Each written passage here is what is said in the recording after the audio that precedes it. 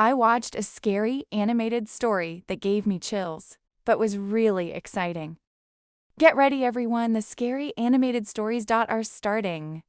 I was 18 at the time, and definitely far from being a mature, reasonable kid. I constantly got in fights with my parents over nothing, and would make it way more dramatic than it had to be. This day was especially rough, though, and my parents ended up basically kicking me out for the day. But being the immature, stubborn kid I was, I decided to prove a point by not coming back. I didn't know if just for the night, or a few days, or really what I was even doing. I clearly didn't think it through. I was just upset. But after walking around town for a while, kicking rocks and eventually calming down, I realized the sun was gone, and I needed somewhere to spend the night. I had buddies that I was sure would let me crash at their place, but I knew their parents would call my parents and make it an even bigger thing, so I wanted to avoid that. Again, I was an idiot. First place I thought of where I could be alone was this old house that had been vacant for as long as I could remember. I'd actually explored it a few times years ago with my friends, and during the day it wasn't all that creepy. Just an old, empty home. Figured checking it out and maybe staying there for the night would work, even if I didn't sleep and stayed up all night. I started walking over there. It was on a normal neighborhood street, but the road was cut off years ago and marked as a dead end. Past that dead end was the abandoned, grown-over driveway that led to the house. I got there around 10 p.m. Of course, this was illegal, so I checked my surroundings the whole way there and made sure I was alone before sneaking past the gate and onto the property. It was surrounded by trees, so past that point I was good. The house was buried in the bushes. I almost couldn't even see it until I was right up next to it, because every inch of the place was grown over, like the forest was swallowing it from the ground up. But from what I could see, it looked exactly as I'd remembered from a few years ago. The broken door that I got in through last time was still hanging open, and the inside almost looked untouched. I'll admit though, at night it was creepy as hell. It was very dark. Every other door and window was completely boarded up. I knew pretty much the moment I stepped inside that there was no way I'd be sleeping there. But I was intrigued enough to stay and look around some more. What I was looking for, I couldn't tell ya. Anything interesting, I guess. I was only in there for a few minutes, getting to the staircase and starting to head upstairs, when I heard a couple creaks on the floor I was just on. I froze. They were footsteps for sure, and after a quiet pause, I heard a door open somewhere near the side of the house by the door I'd entered from.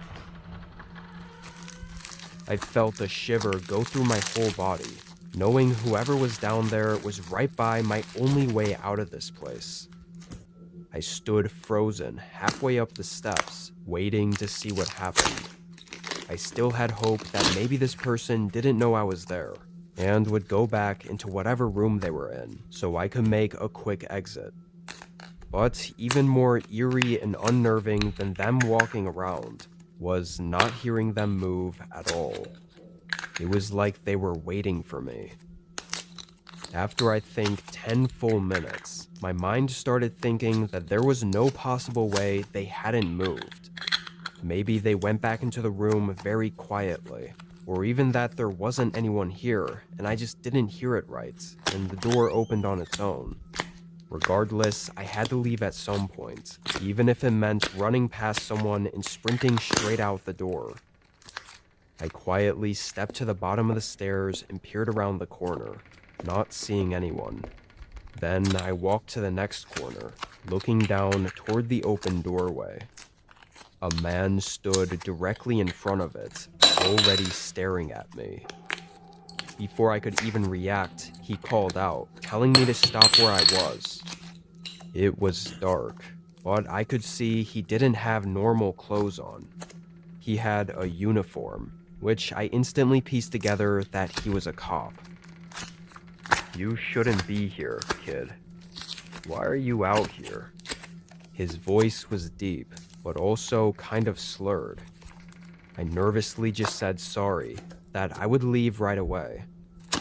He stood still, like he was thinking about my answer, before taking a step toward me. "Did you come here alone?" The way he said it sent chills through me, and now a little closer, his uniform looked off.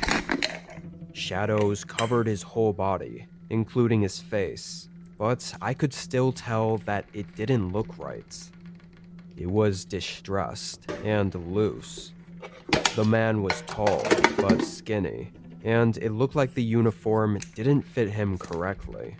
Like it was too big, or like it wasn't his. I still couldn't see his face or eyes though, which made this whole interaction even creepier and harder to figure out. I didn't know what to say. "I asked you a question. Speak up."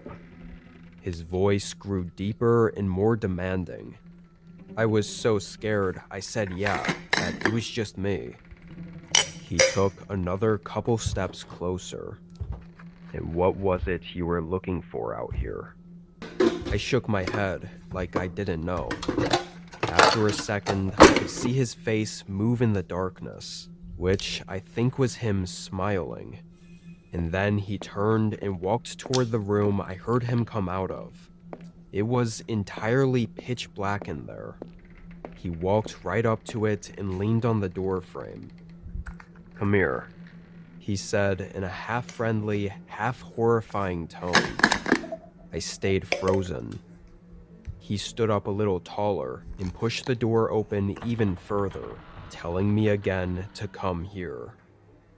Everything in me knew at this point that he wasn't a cop, not a real one. And now that he was by the room, he wasn't blocking the open door to the outside. He was still just a couple feet away from it, but I took my chances. I sprinted straight for the door. I saw his arm reach out as I passed him, and felt his hand grab onto the collar of my shirt, choking me for a split second before he lost grip and I slipped away. I sprinted non-stop all the way out of the woods and across town until I made it home. And when I got there, I found a cop car in the driveway. My parents had called the police to report me missing after I hadn't shown up home after dark, and not hearing anything from any of my friends' parents. I honestly was still so horrified and in shock from what just happened that I didn't say anything. I also was scared to admit to the cops that I broke into the abandoned house and possibly ran from another officer, even though I was 99% sure it was a fake cop. The fact that those two cops never questioned me about the vacant house should have been enough to tell me it definitely was not a real officer I ran into. Because if it was, every officer in the area would have been radioed in with a description of me.